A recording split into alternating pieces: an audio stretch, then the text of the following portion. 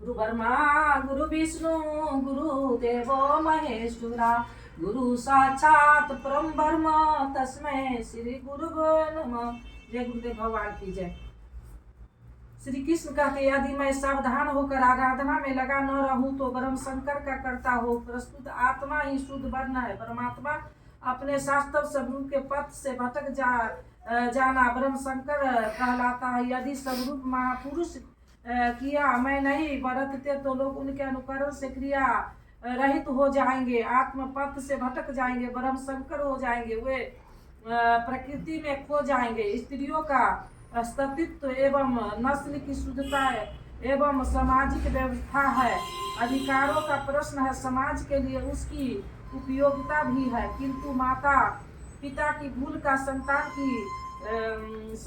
की साधना पर कोई प्रभाव नहीं पड़ता। आपन करनी पार उतरनी। हनुमान, व्यास, वरिष्ठ, नारद, सुखदेव, कबीर, ईसा इत्यादि अच्छे महापुरुष हुए, जबकि सामाजिक कुलीनता से इनका संपर्क नहीं है। आत्मा अपने पूर्व जन्म के गुण धर्म लेकर आता है। श्री कृष्ण कहते हैं मन सहित इंद्रियों से जो कार्य इस जन्म में होता है उनके संस्कार लेकर जीवन आत्मा पुराने शरीर को त्याग कर नवीन शरीर में प्रवेश कर जाता है। इसमें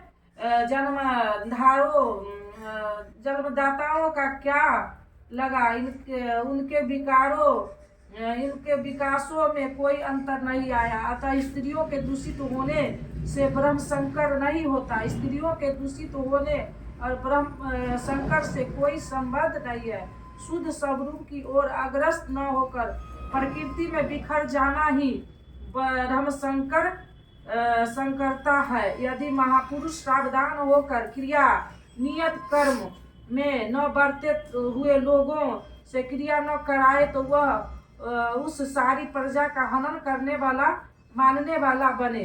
साधना कर्म में चलकर उस मूल अविनाशी की प्राप्ति की जीवन है और प्रकृति में बिखरने रहना, भटक जाना ही मृत्यु का है। किंतु वह महापुरुष इस सारी प्रजा को यदि क्रिया पथ पर नहीं चलाता, इस सारी प्रजा को बिखराव से रोक कर सत पथ पर न चलाता तो वह सारी प्रजा का हनन करने वाला हत्यारा है, हिंसक है और कर्मश चलते हुए जो चला लेता है वह शुद्ध अहिंसक है। गीता के अनुसार शरीर का निधन नश्वर के लेवों का निधन मात्र परिवर्तन से हिंसा नहीं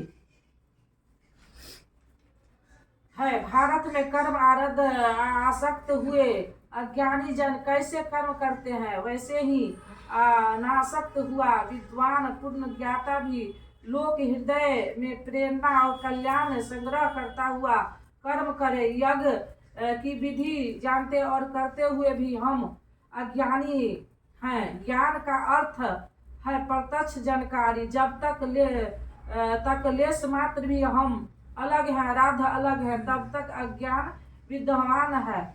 जब तक अज्ञान है तब तक कर्म में आसक्ति रहती है। अज्ञानी जितनी आसक्ति से आराधना करता उसी प्रकार अनासक्त जिसे कर्मों से प्रयोजन नहीं है तो आसक्ति क्यों होगी। ऐसा पूर्ण ज्ञाता महापुरुष भी लोग संगृहित के लिए ही कर्म करते, देवी संपत्ति का उत्कर्ष करे जिससे समाज उस पर चल सके। ज्ञानी पुरुषों को चाहिए कि कर्म को आसक्ति वाले अज्ञानियों को बुद्धि में भ्रम न पैदा करे, अर्थात स्वरूप प्रस्त महापुरुष ध्यान दे कि उसके किसी आचरण से पीछे वाले के मन में कर्म के प्रति अश्रद्धा न उत्पन्न हो जाए। परमात्मा तत्व से संयुक्त महापुरुष को भी चाहिए कि स्वयं भली प्रकार नियत कर्म करता हुआ उससे करावे।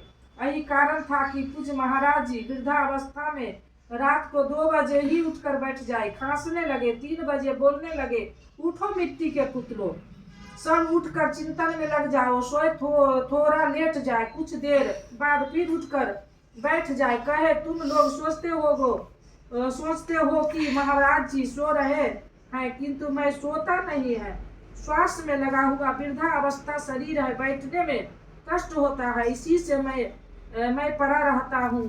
लेकिन तुम्हें तो स्थिर और सीधे बैठकर चिंतन में लगना है।